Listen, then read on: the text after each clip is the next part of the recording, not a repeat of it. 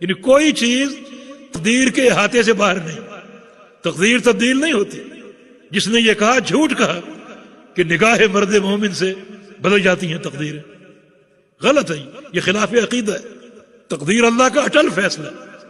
اگر تقدیر تبدیل ہوتی ہے تو مانا نعوذ باللہ اللہ تعالیٰ کے علم میں غلطی آ گئی. ہرگز نہیں. اللہ کا فیصلہ تبدیل نہیں ہوتا. کوئی دنیا کی طاقت اللہ کے فیصلے کو تبدیل نہیں کرتی. آپ کے ذہن میں وہ حدیث ہوگی لا يرد القدر الا الدعاء، کہ دعا تقدیر کو تبدیل کر دیتی. اس حدیث کا معنی آپ صحیح نہیں سمجھے ہوں گے. دعا سے بھی تقدیر تبدیل نہیں ہوتی، بلکہ دعا سے تقدیر کی جہت تبدیل ہو سکتی. اس کی صورت یہ ہے کہ ایک بندہ مثلا کاروبار کرتا ہے اور مستقل نقصان میں جا رہا ہے، روزانہ اس کو نقصان ہوتا ہے.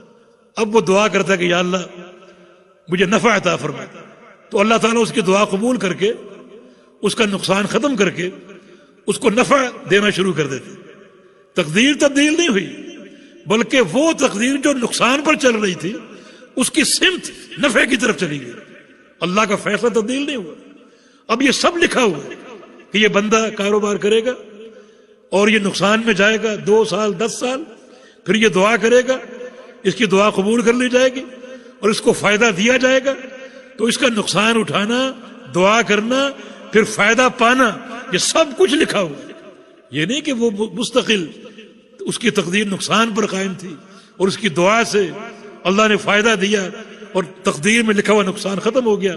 نہیں، تقدیر تبدیل نہیں ہوتی.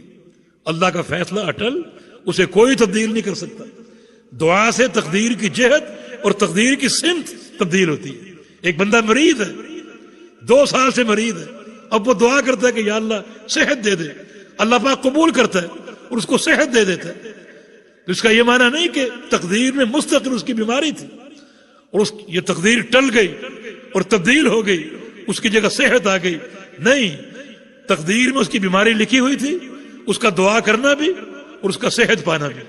تو یہ تبدیلی جہت اور سمت کی تبدیلی ہے، نہ کہ اللہ تعالیٰ کے فیصلے کی تبدیلی. اس طرح نظر سے بھی تقدیر نہیں بدلتی، بلکہ نبی علیہ السلام کے فرمان کے مطابق ہاں بخیل کی جیب سے کچھ مال ضرور نکل جاتا ہے اور نکال لیا جاتا ہے اس کی اس نظر کی بنا پر. تو نظر انسان مان سکتا ہے، جب نظر مان لے تو اس کو پورا کرنا فرض ہوتا ہے. تو چونکہ نظر ایک عبادت ہے، اللہ تعالیٰ نے نظر پورے کرنے والوں کی تعریف کی.